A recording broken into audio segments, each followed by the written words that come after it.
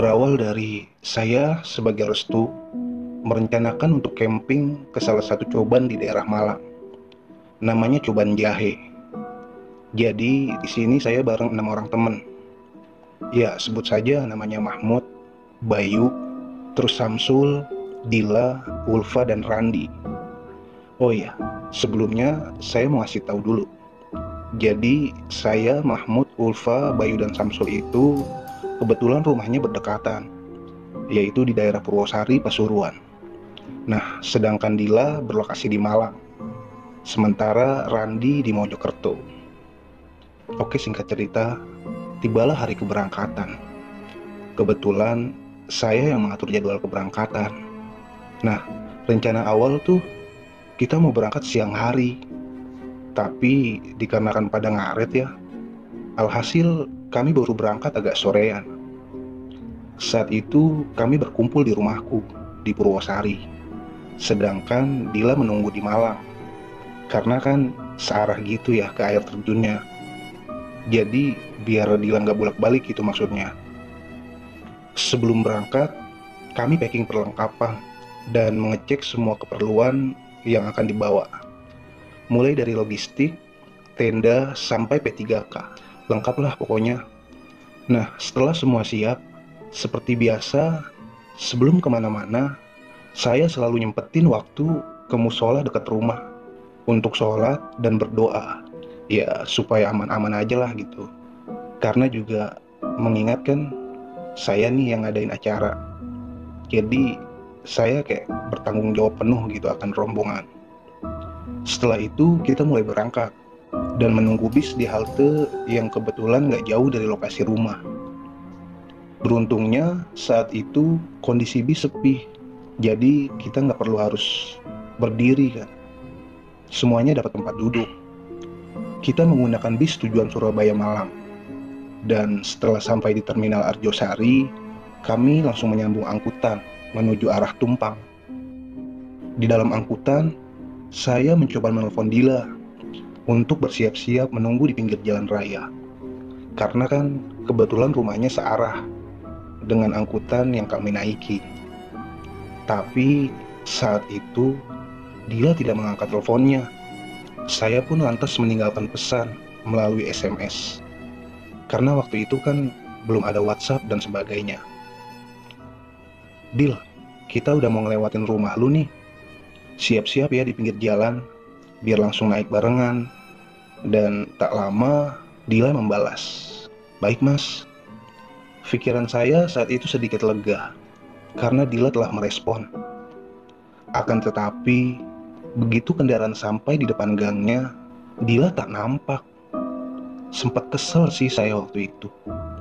Ya, karena kami nggak mau ninggalin Dila, akhirnya kita semua memutuskan turun dari angkutan itu. Pas banget di depan gangnya.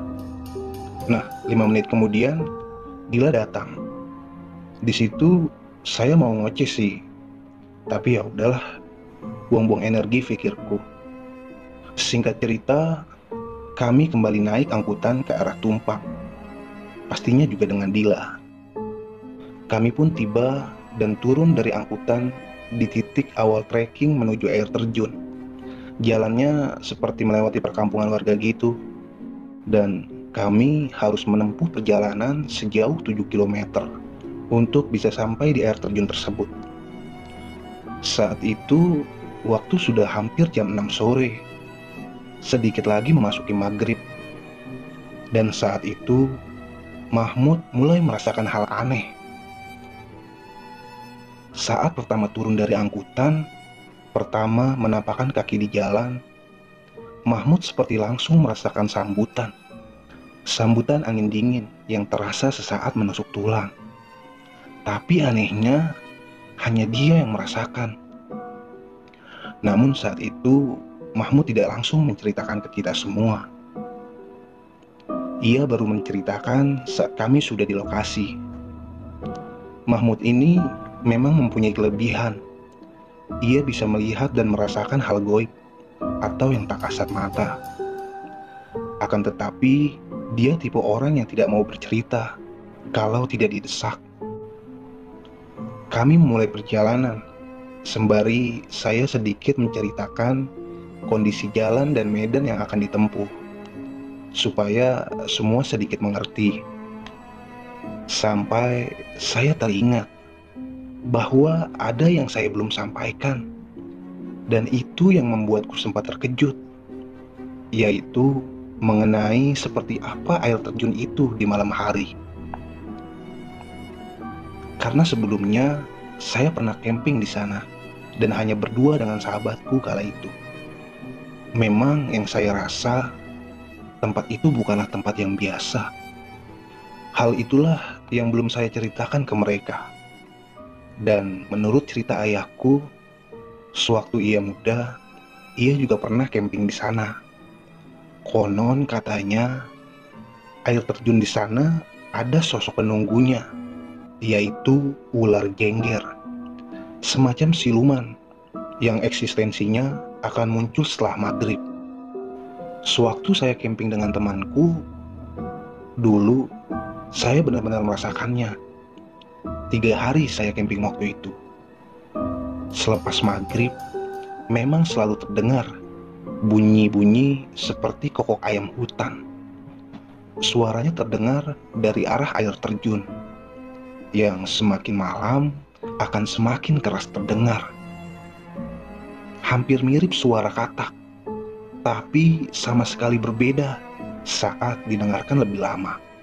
Begitu jelas suaranya, sampai menggema di area seluas itu.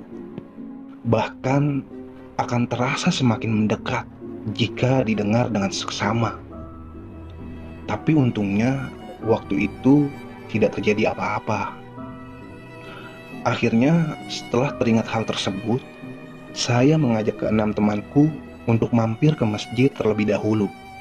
Setelah tak berapa lama berjalan dari jalan raya tadi, kami menunaikan sholat maghrib karena waktu yang sudah memasuki, sekaligus juga menunggu waktu isya.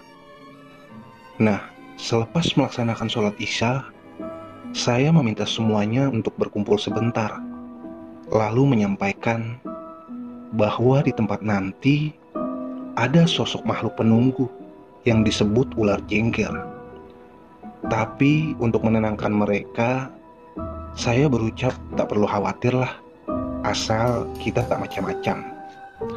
Sebelum kami melanjutkan perjalanan, kami kembali berdoa dan meminta perlindungan lagi.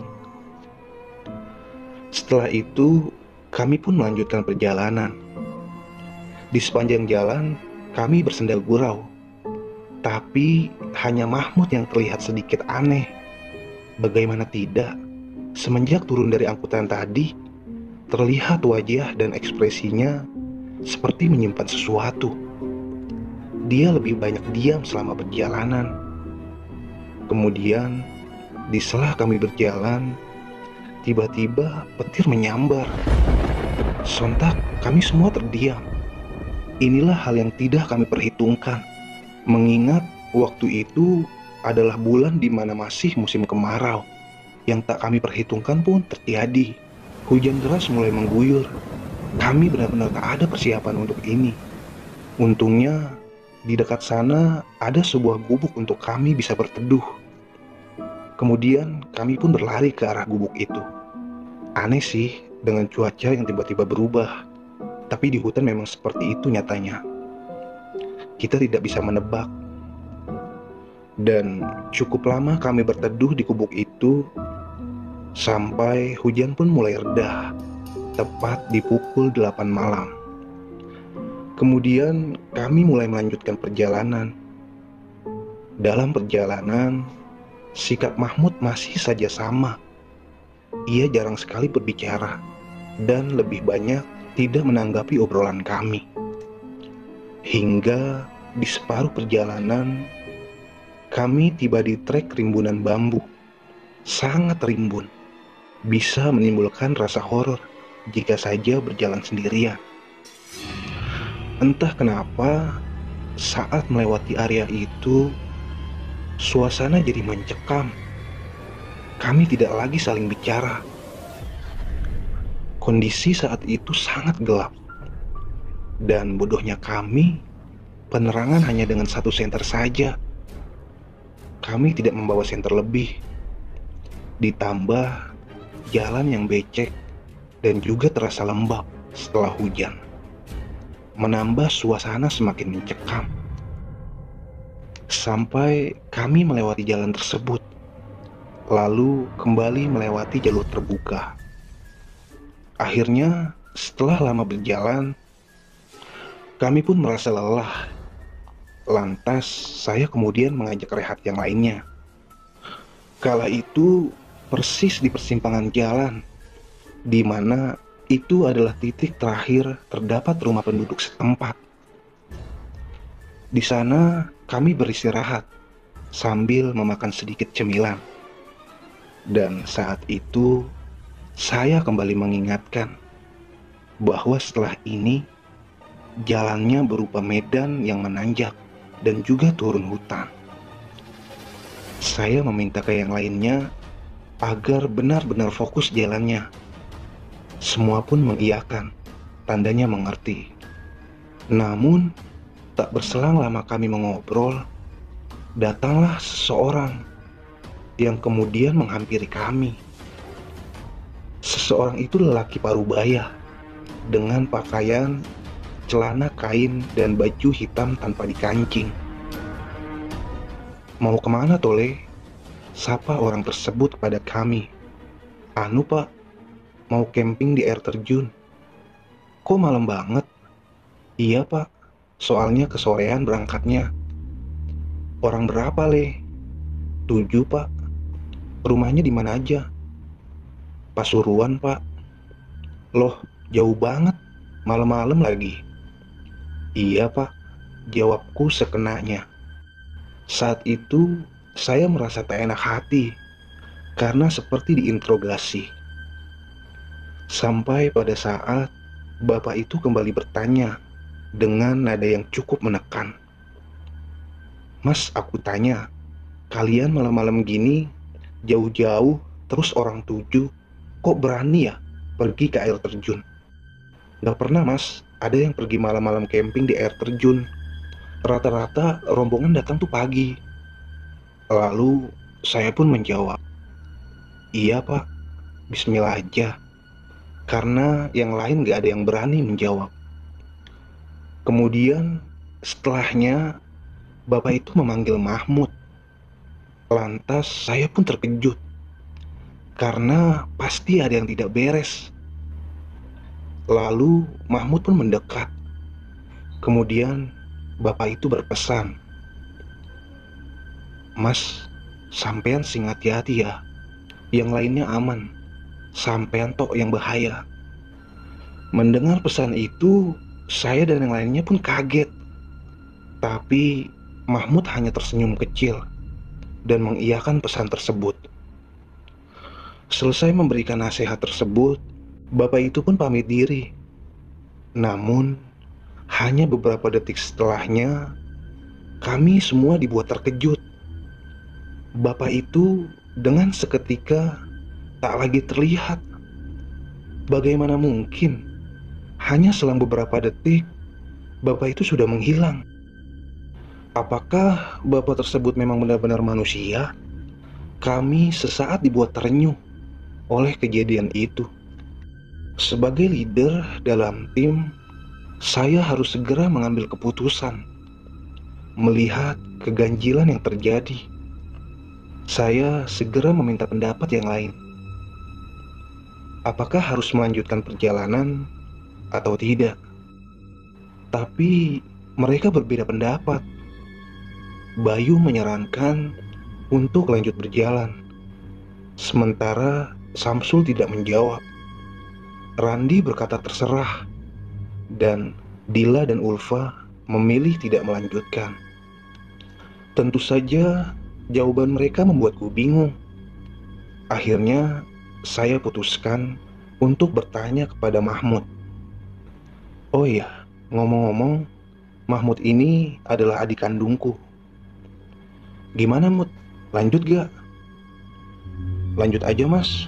Gak apa-apa," jawab Mahmud.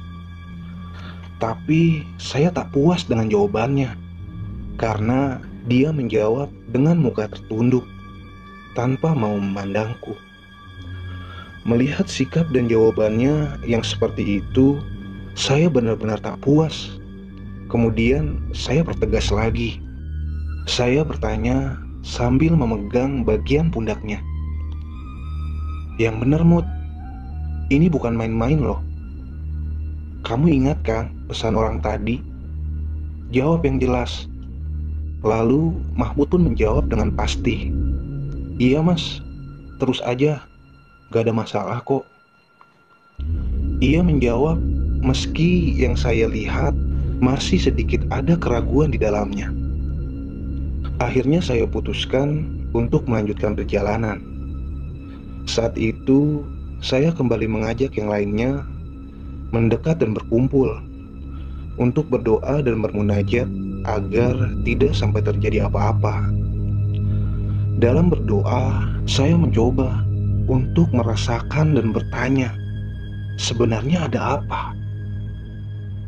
Semuanya selesai berdoa, namun hanya saya yang masih tunduk dalam doa. Bayu yang di sampingku segera menepuk pundakku. Lalu ia mencoba memberi masukan positif agar tidak perlu khawatir. Namun saya tetap mencoba berkonsentrasi. Sampai akhirnya saya mendapat gambaran. Dalam pejam mataku, saya melihat dengan samar wajah Dila dan Bayu. Saya pun kemudian terkejut dan langsung membuka mata. Ada apa dengan mereka? Setelah mataku terbuka, saya terdiam sejenak. Masih ada keraguan di dalam benak. Tapi saya memutuskan untuk terus melanjutkan perjalanan. Saya meminta Bayu untuk berjalan di depan, dan saya mengawasi dari belakang. Kami melanjutkan perjalanan dengan tidak berbicara. Mungkin masing-masing dari kami sedang bingung di pikiran masing-masing. Cukup lama kami berjalan, melewati ilalang yang tingginya melampaui kami. Tapi entah kenapa, semakin berjalan ke dalam, perasaanku semakin tak karuan. Wejangan dari bapak tadi yang mengganggu sampai menyelimuti pikiranku. Hingga saya tak kuat menahan pikiran itu. Lantas saya meminta brek di jalur. Ada apa? Tanya Bayu keheranan. Berhenti dulu, perasaanku gak enak. Lantas semua berhenti. Saat itu saya langsung menghampiri Mahmud dan mengajak sedikit menjauh dari yang lain. Saya tahu ada yang tidak beres. Saya sangat mengenal Mahmud. Dia tidak akan bercerita atau menjelaskan hal-hal mistis kalau tidak benar-benar didesak. Saya pikir mungkin dia tidak bisa menceritakan kepada yang lain karena khawatir akan mengganggu perjalanan. Setelah berjarak sekitar beberapa meter dari yang lain, saya kemudian bertanya sambil memegang kedua pundaknya. Cepat ceritakan, ada apa sebenarnya? Sampai ada orang tadi nyamperin, terus pesen kayak gitu. Ini masalah keselamatan rombongan, Mut. Ceritalah, mumpung semua belum terjadi. Setelah mendengarku berkata dengan nada sedikit tinggi, Mahmud pun mulai menjawab dan bercerita. Ternyata sejak awal keberangkatan, dia sudah merasakan gangguan. Mulai dari saat berkumpul di rumah, Mahmud sudah merasa ada yang tak beres karena rombongan berjumlah ganjil. Ada kekhawatiran jika ganjil akan digenapi oleh sesuatu yang lain. Kemudian saat pertama menginjakan kaki turun dari angkot, angin yang dia rasakan terasa dingin menusuk. Terdengar juga suara yang bergema di telinganya. Ngapain kamu kesini? Cepat pulang. Daripada kuacak-acak teman-temanmu. Itu bukan suara manusia, melainkan suara sesuatu yang lain. Bahkan saat melihat orang tua tadi, dia sadar bahwa dirinya lah yang akan dituju. Mendengar jawaban itu, saya langsung kaget. Kini semua terjawab sudah, sikapnya yang selama di perjalanan. Kemudian saya kembali mendekati yang lain. Saat itu Randi berkata kepada kami bahwa saat di jalan ilalang-ilalang ada yang seperti mengikuti kami. Lantas cerita Randi ditanggapi oleh Samsul yang mengatakan ia juga merasakan hal yang sama. Setelah mendengar perkataan itu, Mahmud kemudian menyahuti bahwa bukan hanya satu orang yang mengikuti kami, tapi ada beberapa. Mendengar penuturan Mahmud, kami semua terdiam dan hanya mampu menatapnya. Kemudian mereka menatapku. Saya mengerti maksud mereka. Sebagai leader, dalam kondisi seperti ini, apakah perjalanan akan dilanjutkan? Sebab mereka tahu dan percaya perkataan Mahmud. Karena memang sudah kuceritakan tentang Mahmud ini. Ia bisa merasakan dan melihat hal-hal yang tak kasat mata. Saya lantas menghela nafas panjang. Di sini saya semakin percaya bahwa Mahmudlah yang sedang diincar. Saya kemudian segera bertanya kepada Mahmud, "Kamu sudah memagari dirimu?" "Belum, Mas," jawabnya. "Kebiasaan kamu itu, jangan so hebat, mentang-mentang punya sedikit kelebihan. Udah tahu kondisinya kayak gini, kenapa pas tadi sholat di masjid nggak dipagari?" Mendengar saya memarahinya sampai seperti itu, dia hanya mengangguk. "Ya udah wudhu dulu, terus pagari dirimu." Kebetulan tempat kami berhenti itu di dekat sungai, sehingga Mahmud dapat langsung mengambil wudhu. Setelah wudhu, Mahmud kemudian duduk bersila, lalu memejamkan mata. Saya pun memberi isyarat yang lain untuk diam sejenak dan tidak mengganggunya. Beberapa menit kami menunggu, Mahmud juga belum selesai. Sampai 5 menit berlalu. Di situ saya mulai khawatir.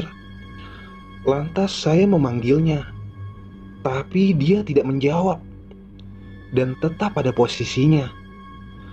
Karena saking khawatirnya, saya lantas mencoba melihat wajahnya sambil menerangi dengan senter. Saya kembali bertanya, apakah sudah selesai? Dan dia masih tidak menjawab. Saat itu saya mulai panik, karena yang saya lihat mengalir keringat yang begitu deras dari wajahnya. Hingga 15 menit berlalu, namun dia belum juga merespon. Saya pun mencoba menggoyahkan tubuhnya sambil memanggil-manggil namanya. Namun saat itu tubuhnya tak bergeming sedikit pun, layaknya sebuah patung. Kemudian otot di keningnya mulai muncul. Teman-teman yang lain juga mulai panik. Saya khawatir Mahmud kerasukan atau malah tidak sadarkan diri. Lalu di tengah-tengah kepanikan kami, tiba-tiba Mahmud membuka matanya, lalu mengusap wajahnya, kemudian berdiri sambil menghela nafas yang begitu panjang. Lantas saya pun bertanya, "Kenapa, Le? Kok sampai kayak gitu?" "Gak apa-apa, Mas," jawabnya lemas. Setelah menjawab pertanyaanku, Mahmud segera meminta kami semua untuk mendengarkan penjelasannya. Di antaranya adalah, pertama, setelah ini kami semua tidak boleh berjauhan. Kedua, Selalu fokus dengan perjalanan, jangan memikirkan hal-hal lain. Dan yang ketiga, nanti di jalan area makam tua dan juga persimpangan sungai, kami tidak boleh sedikit pun menoleh ke arah samping ataupun ke belakang. Setelah mendengar arahan dari Mahmud, semua pun mengangguk, tanda mengerti. Memang jalan yang akan kami lalui melewati salah satu area makam. Dan disitulah titik yang paling rawan. Sebelum kami melanjutkan perjalanan, saya mengatur formasi mereka. Bayu di posisi paling depan, saya dan Ulfa di belakangnya, Mahmud dan Dila di belakangku, dan di posisi paling belakang yaitu Randi dan Samsul. Formasi ini bukannya tanpa maksud, karena dalam rombongan ini, saya, Mahmud dan Randi adalah yang pernah mempelajari ilmu kebatinan. Setidaknya, dengan formasi ini, kami dapat saling mengawasi dan menghandle. Yang paling saya khawatirkan, jika kerasukan, mereka kemudian berlari. Mengingat medan yang kami tempuh, di sebelah kiri adalah aliran sungai yang sangat deras. Bukankah sangat berbahaya jika salah satu dari kami kerasukan kemudian melompat ke sungai itu? Itulah yang sangat saya khawatirkan. Sampai kami tiba di area makam. Suasana kala itu terasa sangat mencekam. Bahkan tak ada suara jangkrik ataupun kodok di area itu. Ditambah agak berkabut juga. Anehnya di jalan sebelumnya tidak berkabut. Hanya ketika kami mulai melewati area itu, kabut perlahan turun. Kami berjalan dengan menunduk dan tanpa berbicara sepatah kata pun. Alhamdulillah, kami pun berhasil melewati area itu tanpa ada kendala. Kami sedikit lega. Suasana mencekam tersebut dapat kami lalui. Merasa titik yang paling rawan dapat kami lalui, kami terlena dan lupa akan pesan Mahmud. Kemudian kami kembali berjalan sambil bercanda, sampai tiba di jalan persimpangan sungai yang Mahmud bilang tadi. Hampir saja yang saya khawatirkan terjadi. Sebelum melewati persimpangan sungai atau cabang jalan setapak itu, Bayu terlihat aneh. Dia tiba-tiba diam, tak menyahuti kami bercanda. Saya mulai curiga saat itu. Berjalannya pun mulai lebih cepat, sehingga menimbulkan jarak beberapa meter dari kami. Hingga dia melihat cabang jalan tersebut, lalu bertanya tanpa menoleh ke belakang, "Kiri atau lurus?" "Kiri," jawabku. Bayu memang tidak tahu jalan, tapi terus kuarahkan.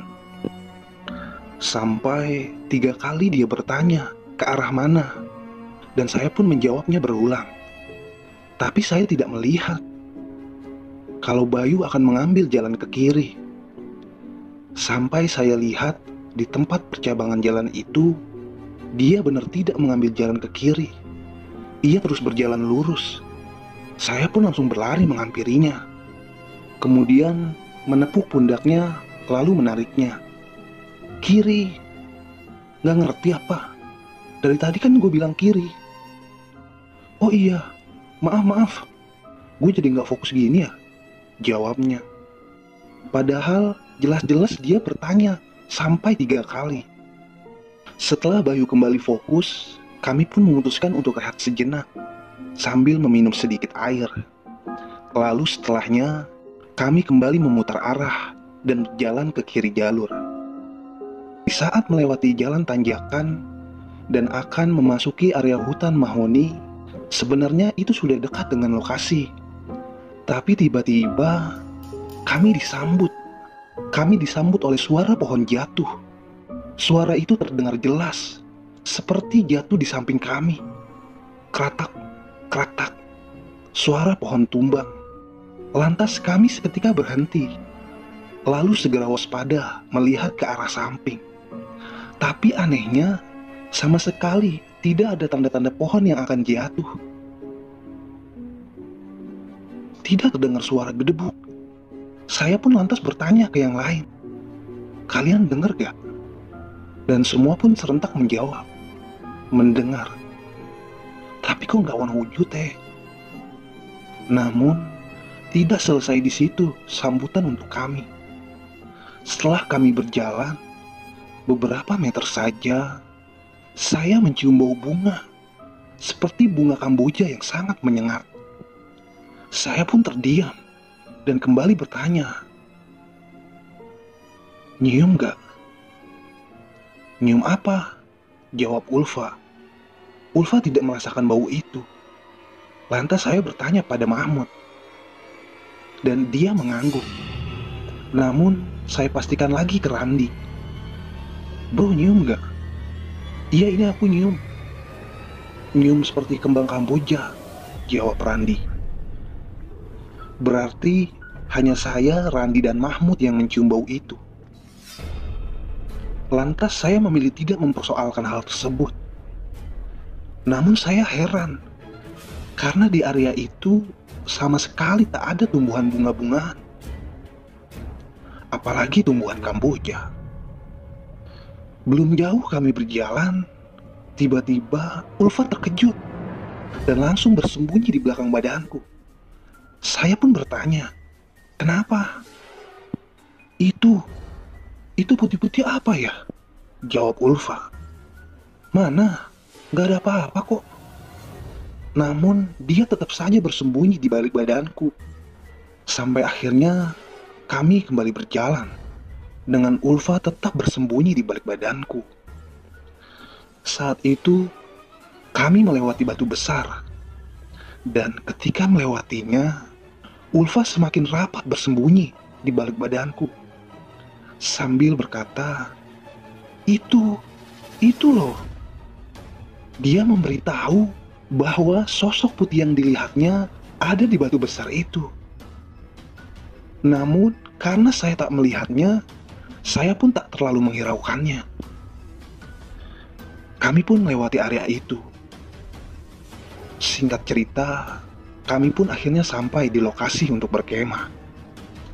Saya pun mulai menyiapkan tenda. Dan setelah tenda sudah siap, saya memilih Dila mengeluarkan alas untuk tenda. Omong-omong, tendaku ini bukanlah tenda zaman sekarang yang simpel dan memiliki layar bawah untuk alas. Tenda yang kami pakai adalah tenda jadul, milik bapakku dulu. Semacam tenda kain yang eksis di tahun 80-an. Saat itu, waktu menunjukkan pukul 11 malam. Seketika, terdengar gelegar petir menyambar. Kami khawatir akan turun hujan kembali. Dan benar saja, gerimis mulai melanda. Kami bingung. Lantas kami pun segera berdiskusi. Dan akhirnya, kami memutuskan untuk membongkar tenda dan berteduh di pos. Pos tiket masuk dengan kondisi seadanya. Maklum saja, tempat ini belum lama mulai dikelola. Setelah kami berteduh, semakin lama hujan bukannya reda, malah semakin deras. Malam semakin dingin dan rasa lapar mulai melanda. Sampai akhirnya hujan pun reda. Kami memutuskan tidak mendirikan tenda lagi. Kami memilih bermalam di pos tersebut. Saya mengajak Randi untuk mengambil air di bawah, di dekat area air terjun. Saat saya dan Randi mau turun, Mahmud tiba-tiba mengingatkan kami. Dia melarang, karena katanya berbahaya di jam-jam segitu. Saya lantas teringat cerita dari bapakku. Saya tidak mau mengambil resiko yang harus bertemu sang ular jengger, yang konon besarnya mencapai sebesar pohon kelapa. Randi pun setuju dengan Mahmud, dan kami tidak jadi mengambil air untuk memasak, sehingga kami harus memakai persediaan air minum. Singkat cerita, setelah makan dan kenyang, kami lantas berbincang. Di situ kami mulai saling bercerita apa saja yang terjadi selama di perjalanan. Dimulai dari Bayu, dia bercerita bahwa sebenarnya saat di percabangan jalan tadi, saat dimana dia hampir jatuh ke jurang sungai, Bayu melihat sesosok wanita di tepi ujung jalan dan melambai sambil memanggil namanya. Dia mulai terbawa dan mengikuti panggilan tersebut. Bahkan saat itu, Bayu tidak melihat jalan, adanya belokan ke kiri. Dan saat saya mulai menepuk pundaknya, sosok wanita tadi menghilang. Dan jalan yang seharusnya ada percabangan, Bayu kembali melihatnya. Mendengar cerita Bayu, Mahmud menanggapi bahwa dia juga melihat sosok itu yang melambai ke arah Bayu. Mahmud juga akan berlari ke arah Bayu, tapi saya lebih dulu. Kemudian Randi juga ikut menyambung cerita. Dia juga melihat sosok itu, namun dari kejauhan. Dilanjutkan dengan Samsul bercerita, karena sedari awal dia yang selalu berjalan di belakang. Samsul dapat melihat semua gerak-gerik dari kami yang ada di depannya. Samsul tidak melihat sosok tersebut, tapi semenjak melewati jalan ilalang yang tingginya melampaui dari kami, dia merasakan seperti diawasi dan diikuti. Bahkan sempat sekilas melihat bayangan hitam yang berjalan di samping Bayu. Lalu saat di makam, Samsul juga merasakan tekanan energi yang membuatnya sempat sesak nafas. Kemudian disambung dengan Ulfa. Ia bercerita bahwa ia melihat sosok wanita berpakaian putih dengan berambut panjang saat melewati batu besar tadi. Lantas Randi dan Mahmud kembali menanggapi. Mereka juga melihat sosok tersebut, yang kemungkinan bau bunga kamboja berasal dari sosok itu. Suasana kembali mencekam ketika terdengar seperti langkah kaki dari arah luar pos saat kami sedang asik bercerita. Namun yang saya lihat tidak ada siapapun. Saat itu Mahmud kembali menanggapi bahwa ada sesosok anak kecil yang sedang berkeliaran dan mengawasi kami. Karena katanya pos itu berada tak jauh dari tempat bermainnya anak kecil tersebut. Sambil menyeruput kopi, kami lanjutkan bercerita. Randi kembali bercerita bahwa saat di area makam tadi, dia sempat mendengar seperti ada suara yang sedang bernapas berat. Saya pun kembali meminta Mahmud untuk menjelaskan apa yang sebenarnya terjadi. Dan dari apa yang dia lihat, saat saya menyuruhnya memagari diri, saat dia hanya diam layaknya patung, sebenarnya saat itu, sesaat setelah selesai memagari diri, ada sosok kakek tua yang memakai jubah dan juga bersorban. Kakek itu menepuk pundaknya. Mahmud pun berdiri dan mulai berbincang dengan sosok kakek tersebut. Dan kakek itu berpesan kalau sebenarnya rombongan kami tidak disukai kedatangannya dan sudah dinanti di area makam dengan banyak pasukan lelembut. Kata kakek tersebut, yang paling tidak disukai di antara kami adalah Mahmud dan saya. Sebenarnya pesan yang Mahmud sampaikan kala itu adalah pesan dari kakek tersebut. Setelah berpesan, Mahmud kemudian membuka matanya. Aneh sih menurutku. Jelas-jelas Mahmud duduk bersila. Lantas kenapa diceritanya ini dia bilang sambil berdiri saat mengobrol dengan kakek tersebut? Atau mungkin saja ini yang dinamakan meraga sukma. Entahlah, saya tidak terlalu mengerti akan hal itu. Kemudian Mahmud melanjutkan ceritanya. Saat di area makam, ada dua sosok siluman. Yang satunya berbentuk wanita dan yang satunya laki-laki. Sosok itu berbadan setengah manusia dan yang setengahnya berbentuk ular. Mungkin sosok inilah yang mencoba mengganggu kami. Menurut pengakuan Mahmud, nyaris saja Samsul hampir menginjak ekornya. Beruntung Samsul tidak menginjak ekor sosok tersebut. Kalau sampai ia menginjak, entah apa yang akan terjadi pada dirinya. Kemudian selepas melewati zona kritis itu, saat dimana Bayu hampir terperosok ke jurang, sebenarnya itu adalah sosok yang berbeda dengan sosok yang dilihat Ulfa yang berada di area batu besar setelahnya. Saat itu saya merasa sedikit lega karena semua titik kritis sudah terlalui. Tapi ternyata pikiranku salah saat Mahmud kembali menjelaskan bahwa kami harus tetap berhati-hati. Ia berpesan jangan sampai semua tertidur sampai maksimal jam 2 dini hari. Setidaknya ada 1 atau 2 orang yang terjaga. Sontak kami pun semua memandang ke arah Mahmud dengan wajah yang penuh serius. Randi pun bertanya, "Ada apa lagi, Mas?" Bayu pun menyahuti juga, "Loh, belum selesai ya?" Sambil sedikit terisak, Ulfa pun juga menyahuti, "Apalagi sih ini?"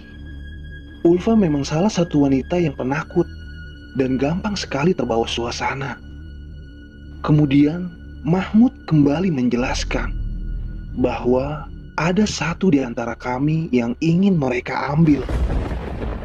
Lantas saya pun berinisiatif untuk membagi jatah tidur. Khususnya wanita tidak ada jatah berjaga.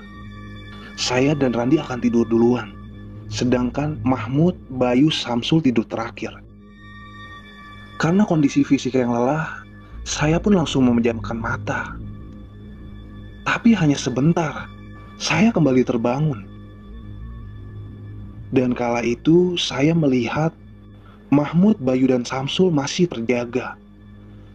Sedangkan Dila dan Ulfa ternyata mereka tidak bisa tidur karena pikiran yang gelisah. Saat saya terbangun, Mahmud dan Randi menatapku. Kemudian Randi bertanya, "Kamu dengar gak?" Dalam keadaan setengah mengantuk, saya mencoba mendengarkan apa yang dimaksud Randi. "Suara apa, Ran?" "Suaranya ular jengger maksudnya." "Bukan itu maksudku," jawab Randi. "Coba dengerin lagi.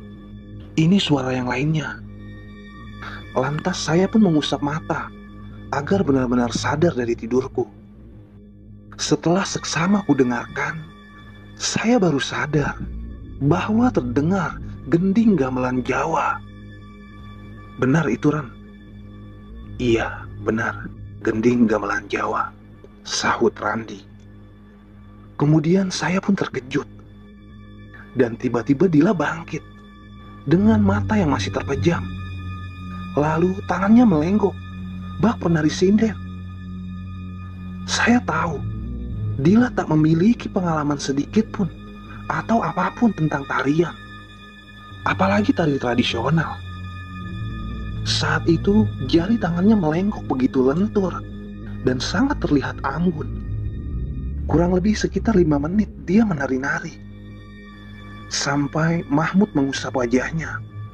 Kemudian dia kembali jatuh dalam tidurnya. Saya pun bertanya kepada Mahmud, "Ada apa dengan Dila? Udah 2 kali Mas Dila kayak gini." "2 kali? Yang pertama kapan?" "Ya pas sampean tidur lah." Ternyata Dila sudah mengalami seperti itu 2 kali. Kemudian Randi pun menyahuti, "Gawat Cuk, kalau sampai kita tidur semua, bisa-bisa Dila hilang." Mahmud pun melanjutkan ceritanya. Sebenarnya selain karena ular jengger di air terjun, di seberangnya sana ada sosok penari. Penari itu melambai kepada Mahmud sambil menari dan tersenyum. Itulah alasan Mahmud yang tak membolehkan kami turun ke area air terjun untuk mengambil air. Karena Mahmud sadar penari itu menginginkan salah satu dari kami. Untungnya kami sudah diperingatkan terlebih dahulu. Saya melihat jam. Saat itu jam menunjukkan masih pukul 12:30 malam. Lantas saya pun mengajak Randi untuk berjaga di luar pos. Randi pun setuju. Saya pun menggunakan tenda sebagai alas duduk kami. Kami berjaga di sisi pos dan menghadap ke arah jalan. Dan di sini keanehan kembali terjadi. Hanya selang 15 menit kami mengobrol, tapi saya sudah merasakan dingin yang teramat sangat. Padahal saya sudah memakai jaket serta kaos kaki yang tebal. Namun saat saya tanya Randi, dia malah berkata kalau dia malah kegerahan hingga membuat dia berkeringat. Saat itu saya makin heran dan mencoba bertahan. 20 menit berlalu. Saya pun mulai menyerah dengan keadaan itu. Hawa dingin itu teramat sangat menusuk. Saya pun kembali mengajak Randi masuk. Randi pun setuju, meski ia juga merasa heran dengan yang ia rasakan. Kami pun kembali ke dalam. Mahmud kemudian bertanya, "Lihat apa, Mas?" "Ada di batu," jawab Randi. Ternyata Randi melihat sosok kuntilanak di sebuah batu besar. Benar saja, mungkin itu tempatnya. Meski sedikit jauh, tapi batu tersebut masih terlihat jelas dari pos yang kami singgahi. Namun di sini Mahmud menegaskan kalau sosok itu hanya mengawasi, tidak mengganggu sama sekali. Saya memang benar-benar tidak pandai dalam melihat sosok. Tapi tak apalah, tak jadi masalah asal bisa memagari diri. Saya mencoba menggoda Samsul yang kala itu terlihat tak beranjak sama sekali dari tempatnya. "Sul, tukar tempat dong." "Enggak, apaan sih, Mas?" Kemudian Mahmud kembali bercerita. Saat kami semua mendengar seperti pohon tumbang di sebuah tanjakan tadi, dia melihat sosok tinggi besar dengan mata merah menyala. Ya, apalagi kalau bukan genderuwo. Kata Mahmud, sosok itu sedang mengawasi kami dari arah atas. Mahmud hanya melihat sekilas dan kemudian mengacuhkannya. Lalu saat itu Mahmud mulai khawatir. Mungkin saat ini yang benar-benar mengkhawatirkan adalah kondisi Dila. Karena mungkin saja Dilalah yang diincar oleh sang penari dan juga genderuwo itu. Mengingat genderuwo lebih tertarik pada wanita. Waktu semakin berlalu. Kami melanjutkan dengan obrolan santai untuk mengusir rasa mencekam. Sampai waktu menunjukkan tepat pukul 2 malam. Saat itu dalam hati kami semua sedikit lega. Karena sudah melewati jam yang Mahmud sebut adalah titik kritisnya. Suara gending gamelan Jawa pun sudah tak terdengar. Hawa mencekam juga sudah berangsur hilang. Lantas saya mencoba keluar pos, lalu mengamati sekitar. Tentu saja, memang benar dingin yang kurasakan sudah tidak sedingin yang tadi. Saya pun menyuruh mereka untuk beristirahat, karena sudah aman. Akhirnya Randi, Bayu, dan Samsul terlelap. Tapi tidak dengan Mahmud. Ia tetap tak mau memejamkan matanya. Sungguh kala itu saya kasihan padanya, karena melihat dari matanya yang sudah nampak merah, tanda dia sudah sangat mengantuk. Namun dia bersikeras tak mau untuk tidur. Alhasil kamilah berdua yang terjaga. Saya sempat menanyakan kepada Mahmud, kenapa dia bersikeras mau tetap terjaga. Lalu Mahmud menjawab bahwa saat dia tertidur, ia khawatir akan kerasukan dengan kondisinya yang mulai melemah. Ditambah ia khawatir saya akan tertidur juga, karena saya memang pada dasarnya gampang sekali tertidur. Mahmud masih belum bisa menghilangkan khawatirnya pada Dila. Ia khawatir di saat semua lengah, Dila akan diambil. Saya mengerti khawatirnya, karena bagaimanapun Dila adalah keponakan kami. Apa jadinya jika terjadi sesuatu padanya? Apa yang akan kami katakan pada kedua orang tuanya? Sampai pukul 4:30 subuh, akhirnya mereka semua terbangun. Kala itu situasi sudah benar-benar aman. Kami sudah mulai bernapas lega. Kemudian mentari mulai terbit. Kami pun mulai memasak. Ulfa dan Dila memasak dan yang laki-laki turun untuk mandi. Selesai mandi, kami makan bersama. Kemudian mengemasi barang-barang untuk packing pulang. Kami pun turun bersama untuk menikmati keindahan air terjun kala itu. Setelah puas, kami bersantai sejenak. Kala itu jam menunjukkan pukul 8:30 pagi. Kami pun kembali untuk pulang. Selama di perjalanan, kami mencoba melihat titik-titik di mana ada kejadian kemarin. Saat di tempat tanjakan di mana kemarin ada pohon jatuh, kami lihat tidak ada jejak pohon jatuh atau tanda-tanda yang ditunjukkan. Bahkan dahan ranting pun tak ada yang berjatuhan. Kemudian di cabang jalan, Bayu melihat lagi kondisinya. Padahal tempat sosok wanita yang memanggilnya kemarin bukan di pinggir jalan setapak, melainkan di tengah atas sungai. Bisa dibilang seperti melayang. Lalu saat di area makam, Mahmud menunjukkan titik di mana ia melihat dua sosok siluman. Tepatnya adalah di depan makam di bawah pohon beringin. Kemudian sesampainya di persimpangan yang kemarin kami bertemu dengan kakek Parubaya, kami sengaja berhenti di sana dengan harapan bertemu sosok lelaki itu. Tapi sekian lama kami menunggu, kakek itu tidak muncul. Lantas kami pun melanjutkan perjalanan pulang. Perjalanan pulang kami lancar dan tidak ada kendala sedikit pun. Kami bersyukur dapat melalui malam yang begitu sangat mencekam. Dan itulah kisah dari saya, Restu Bayang Suara. Terima kasih sudah mendengarkan.